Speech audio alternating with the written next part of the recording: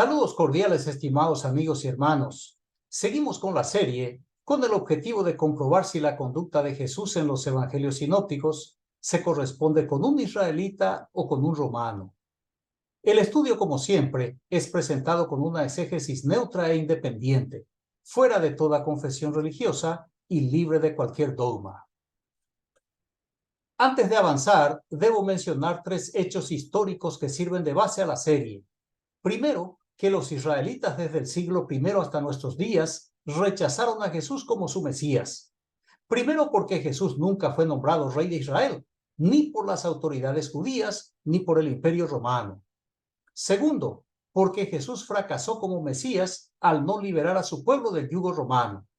Y una tercera razón es que Jesús ataca e infringe la ley mosaica y condena el accionar del régimen religioso, una actitud recurrente en los evangelios sinópticos. Segundo, que Jesús no escribió nada sobre sí mismo, y quienes lo hicieron en la Biblia cristiana o Nuevo Testamento usaron su nombre para dar vida a un personaje puramente literario, con el fin de crear una narrativa de acuerdo con la ideología de sus mandantes. Y tercero, que el cristianismo fue declarado religión oficial del imperio, y en la Biblia cristiana Nuevo Testamento se culpa a los israelitas de haber cometido deicidio, el delito de haber asesinado al Hijo de Dios. Además, se demuestra a través de alegorías y profecías fraudadas que la destrucción del templo y de Jerusalén fue un castigo divino, un juicio ejecutado por el Dios Yahvé en contra de su propio pueblo. Mediante tales argumentos teológicos, el Imperio Romano se lavó las manos, porque al presentarse como un instrumento de la ira divina, se declaró inocente de todos sus actos. Muy bien, el título del último estudio de la serie es Jesús y su precursor. El texto inicial es Lucas capítulo 1, versículos 36 y 37. Voy a leer en la versión de la Biblia Jerusalén Latinoamericana, edición 2007. Dice allí: mira, también Isabel tu pariente ha concebido un hijo en su vejez, y este es ya el 6º mes de la que se decía que era estéril, porque no hay nada imposible para Dios. El autor de la narrativa le hace hablar al ángel Gabriel, el mensajero del Dios de la guerra Yahvé, para anunciar a una joven comprometida en casamiento llamada María, que va a concebir a un niño milagrosamente por obra y gracia del Dios judaíta, y que debía ponerle por nombre Jesús. La muchacha se quedó asombrada, porque según ella no había tenido relaciones sexuales con nadie, ni siquiera con su prometido. Ante tal asombro, el mítico Gabriel, quien conocía la intención del Dios Yahvé de someter a María sexualmente, prepara a la víctima seduciéndola con promesas ilusorias, que su hijo será grande, que será el rey de Israel, que su reino no tendrá fin, que será reconocido como el Hijo de Dios y no como el hijo del carpintero. Además, el ángel le explica cómo se va a consumar el acto, que el Dios Yahvé la cubrirá con su sombra, un eufemismo que significa que será penetrada sexualmente por la deidad y que de su vientre nacerá un niño santo, el Hijo del Dios Yahvé. Es muy probable que para elaborar su narrativa, Lucas se valió de la mitología griega, cuando el dios Zeus descendió del Olimpo en forma de un cisne hacia Leda, fingiendo ser atacado por un águila para que ella le protegiera en su regazo. Más tarde, Leda dio a luz a dos parejas de hijos. Por un lado a Helena y a Pólux, que serían hijos de Zeus y por tanto inmortales. Y por otra parte, a Clitemnestra y a Cástor, considerados hijos de su esposo Tíndaro, rey de Esparta, y en consecuencia mortales. Así como el dios Zeus, Yahvé descendió sobre María como paloma, quien da a luz a Jesús, su hijo inmortal, mientras que los hijos de su esposo José son hijos mortales. El ángel Gabriel, en un esfuerzo por convencer a la inocente muchacha, le informa que su pariente Isabel también concibió un hijo en su vejez y que ya es el 6º mes de gestación, gracias al método de inseminación divino, un sistema efectivo de reproducción asistida por el Dios Yahvé. José, el prometido de María, se tragó el cuento, pero el esposo de Elizabeth, don Zacarías, no se chupaba los dedos, y para que no dijera nada a nadie, Yahvé le dejó mudo durante 9 meses, y solo recuperó el habla cuando nació su hijo Juan el Bautista. El ángel Gabriel, una suerte de proxeneta celeste, ante el asombro incrédulo de la elegida María, le asegura que para Dios nada es imposible. Esta cualidad artificial atribuida al Dios Yahvé, el evangelista Lucas lo extrajo del libro de Génesis, del capítulo 18, versículo 14.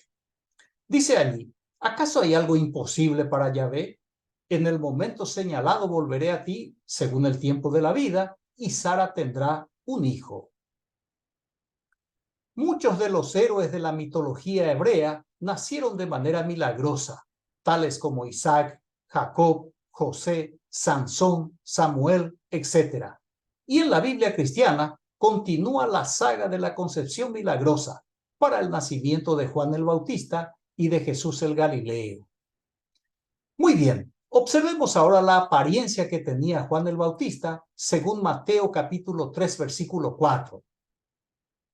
Dice allí que Juan estaba vestido de pelo de camello y tenía un cinto de cuero alrededor de sus lomos, y su comida era langostas y miel silvestre. El atuendo con el cual el evangelista le viste a Juan el Bautista es igual a la ropa que usaba Elías, un profeta del reino del norte de Israel que vivió en el siglo IX antes de la era común. La misma descripción del vestido de pelo y cinto de cuero se menciona en Segunda de Reyes capítulo 1 versículo 8. Dice allí, ellos le respondieron, un varón que tenía vestido de pelo y ceñía sus lomos con un cinturón de cuero. Entonces él dijo, es Elías, Elías Tisbita.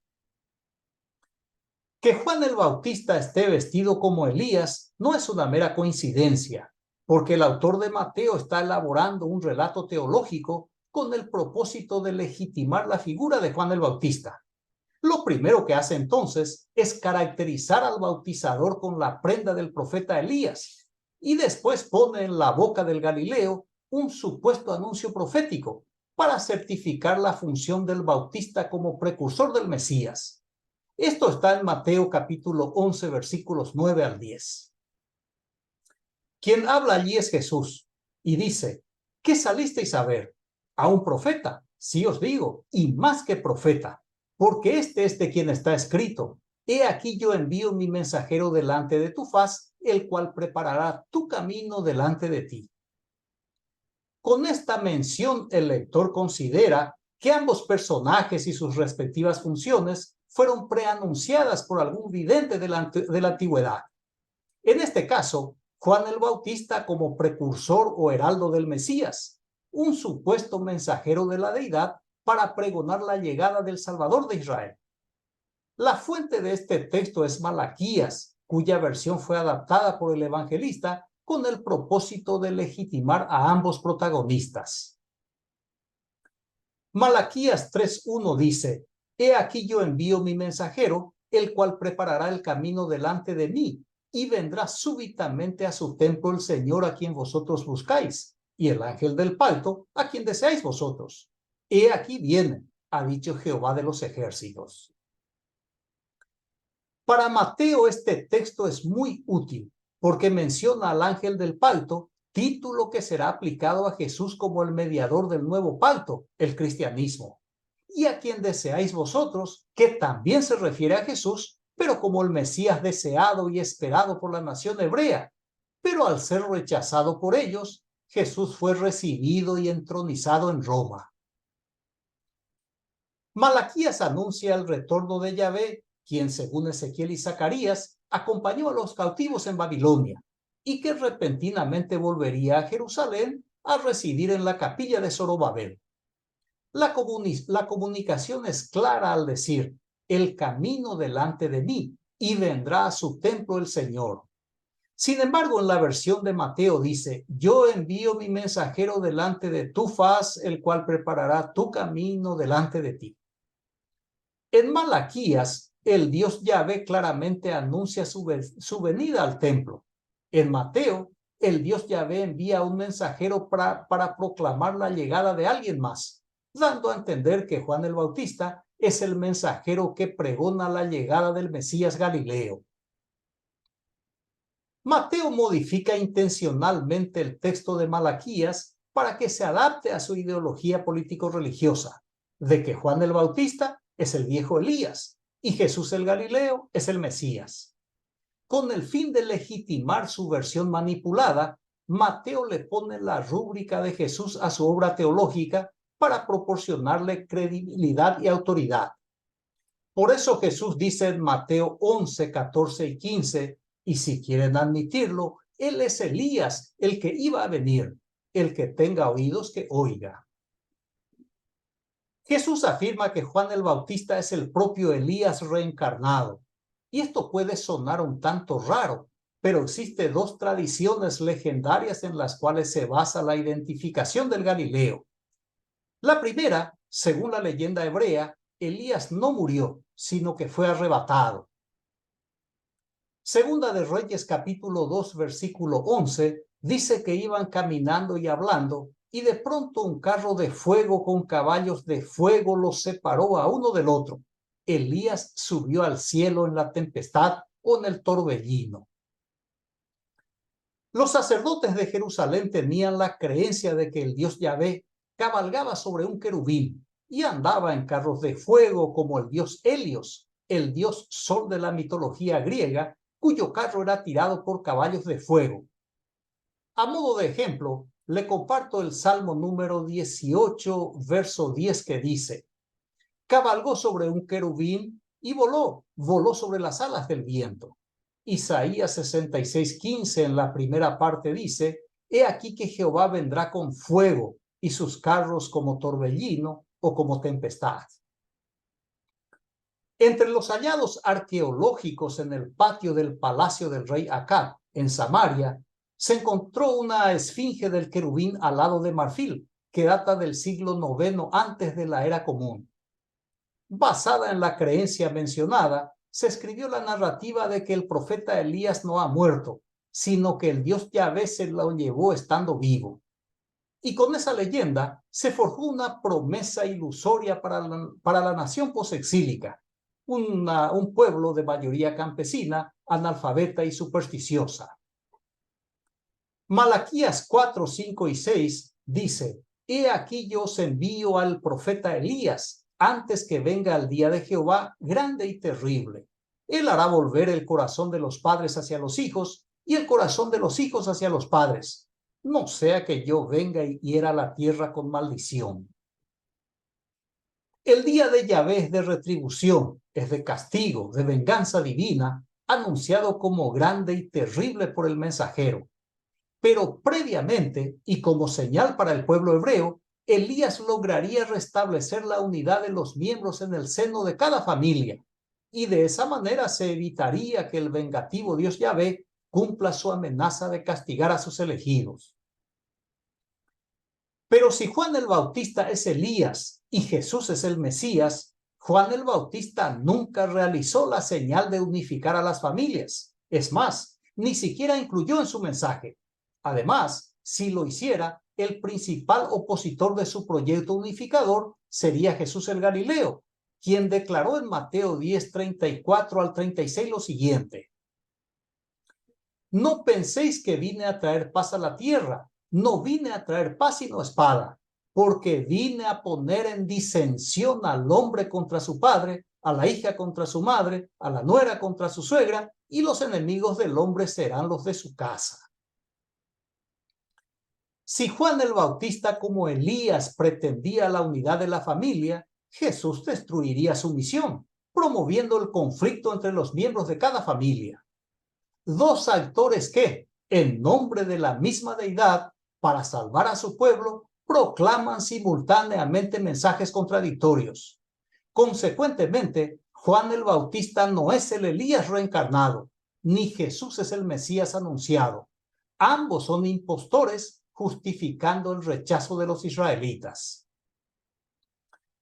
Sin embargo, y a pesar de lo expuesto, los evangelistas seguían haciendo un verdadero malabarismo teológico en el afán de convencer a los lectores de que Juan el Bautista es Elías y Jesús es el Mesías. En este sentido, cuenta Marcos en el capítulo 9, versículos 2 al 4, lo siguiente. 6 días después Jesús toma consigo a Pedro, a Jacobo y a Juan y los lleva solos aparte a un monte alto y fue transfigurado delante de ellos. Sus vestidos se volvieron resplandecientes y tan blancos que ningún batanero en la tierra los podría blanquear así. Y se les apareció Elías con Moisés y estaba hablando con Jesús. A través de la historia sabemos que Moisés es un mito, un personaje que nunca existió. Y por la ciencia sabemos que un muerto no resucita, y más todavía como el caso de Elías, que hacía 8 siglos que había muerto. Pero como la literatura religiosa es fantasiosa, el evangelista Marcos, con su pluma mágica, reúne a Elías, un hombre fallecido, con Moisés, una figura legendaria, para hablar con Jesús, un tercer actor igualmente legendario. Con todos estos relatos, el Jesús de los evangelios sinópticos quería saber lo que la gente pensaba sobre su identidad. En Lucas 9, versículos 18 y 19, dice que estando una vez orando a solas, en compañía de los discípulos, Jesús les preguntó, ¿quién dice la gente que soy yo? Ellos respondieron, unos que Juan el Bautista, otros que Elías, otros que un profeta de los antiguos ha resucitado. El resultado de la encuesta sobre la identidad de Jesús no es precisa, sino vaga o confusa, porque algunos decían que Jesús era Juan el Bautista, probablemente en tono de burla, porque Juan el Bautista o el Elías reencarnado fue ejecutado recientemente. Otros decían que Jesús era Elías, una respuesta bastante rara, ya que la tradición reconoce a Elías como un profeta y no como un Mesías. A pesar de esta contradicción teológica, Mateo nos cuenta en el capítulo 3, versículos 5 y 6 y el 13 respectivamente lo siguiente. Y salía él Jerusalén y toda Judea y toda la provincia de alrededor del Jordán, y eran bautizados por él en el Jordán, confesando sus pecados. Entonces Jesús vino de Galilea a Juan al Jordán para ser bautizado por él. Lo importante en este relato es la función de Juan, por la cual fue llamado el Bautista o el bautizador. Ahora, que todo el mundo acudió a bautizarse es una exageración del autor de la narrativa. Y el bautismo para perdón de pecados es una novedad, porque solo existía el baño ritual de purificación del cuerpo. Además de la innovación ritualista, vemos que también Jesús se presentó para el nuevo rito, y como cualquier pecador, habrá confesado lo suyo antes de ser sumergido al agua. En ese entonces Jesús era manso y humilde, porque en el ocaso de su vida se tornó violento y peligroso. Pero también había otros candidatos que llegaron al Jordán para ser bautizados por Juan, y son los adversarios políticos del Galileo, los que se opusieron a su reinado en Israel. Mateo 3:7 dice, pero viendo venir muchos fariseos y saduceos para que los bautizara, les dijo, raza de víboras, ¿quién les ha enseñado a huir de la ira inminente? Cuando Juan el Bautista ve a los fariseos y saduceos, se transforma completamente. Su lenguaje es de odio y sed de venganza. Les llama raza de víboras, que están intentando escapar de la inminente ira del Dios Yahvé, que será ejecutada por el ejército romano. Los autores de los evangelios sinópticos ponen a los fariseos y saduceos como enemigos de Jesús y de Juan el Bautista, y para ellos no hay bautismo ni perdón de pecados. La expresión de odio y sed de venganza de Juan el Bautista es repetida por el Galileo en Mateo capítulo 23, versículo 33. Allí Jesús decía, serpientes, raza de víboras, ¿cómo van a escapar de la condenación del fuego?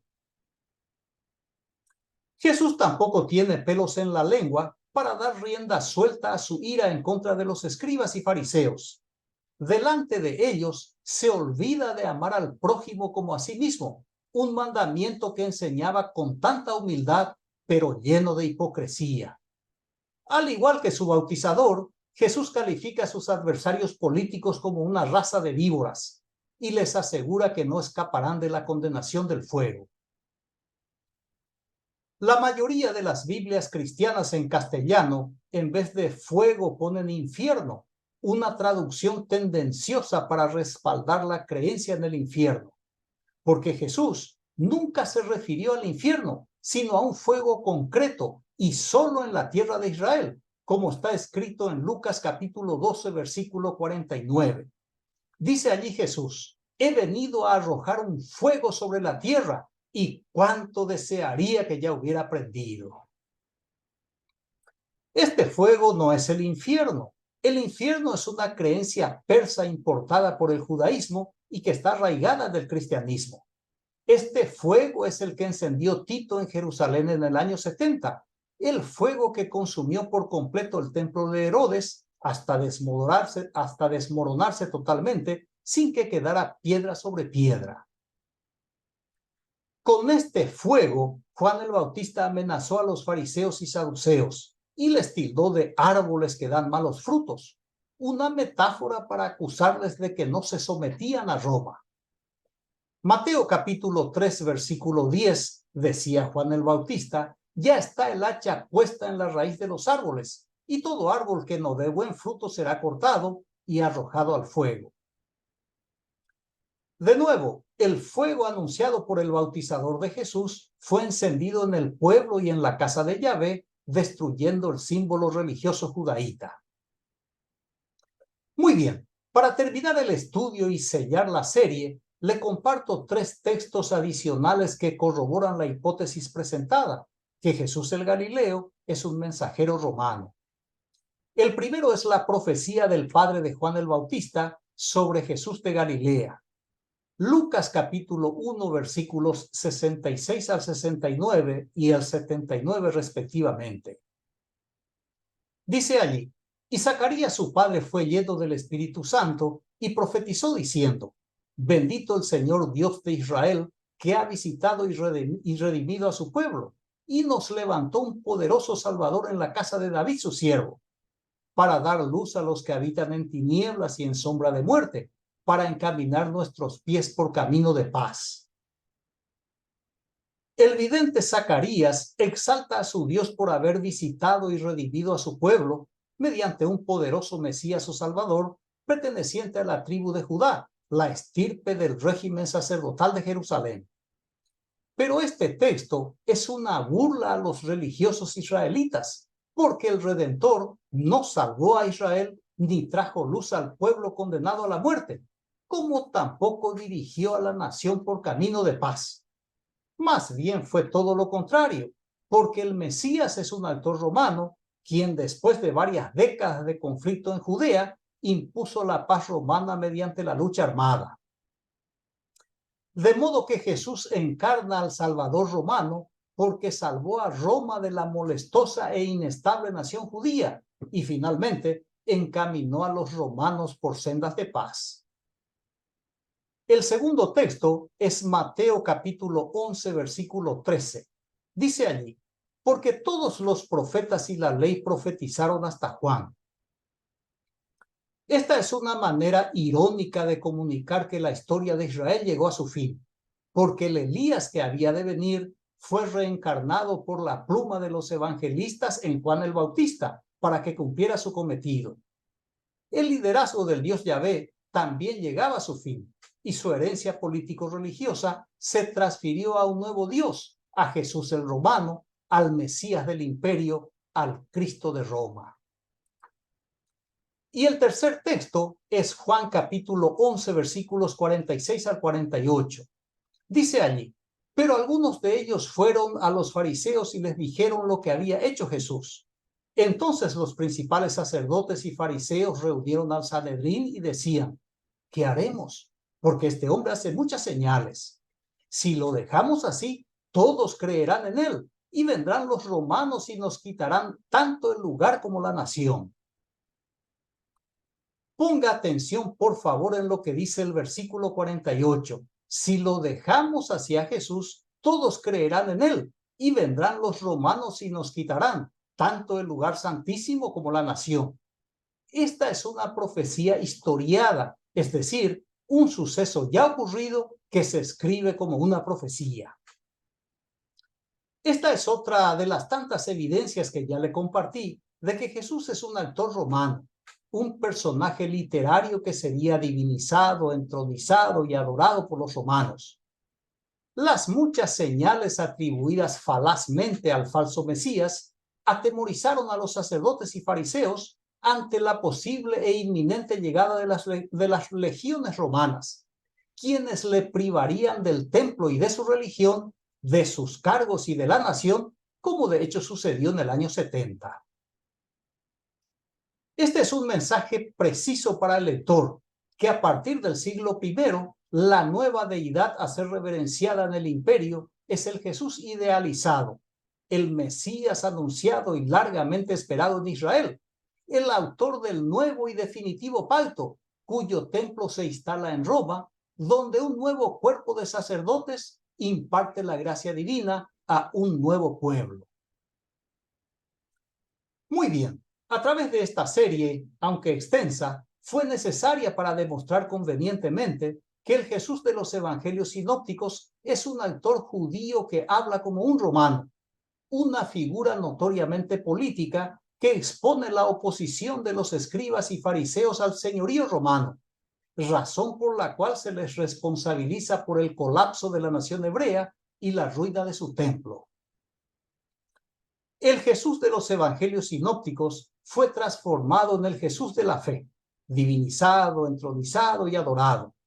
En la mitología cristiana surge un nuevo Dios pseudo-judío, una deidad romana que se levanta sobre las huellas del Dios judío Yahvé, quien es totalmente silenciado a través de un nuevo pacto, celebrado por un nuevo mediador, con nuevas promesas para un nuevo pueblo. Concluyo la serie y esta exposición con la observación del historiador y político británico Thomas Macaulay. Cuando la lucha entre las facciones es intensa, el político se interesa por el sector al cual él pertenece y no por todo el pueblo. Los demás, a su juicio, son extranjeros, enemigos, incluso piratas. Agradezco su amable atención, reciba un fraterno abrazo y le espero en la nueva serie. Gracias.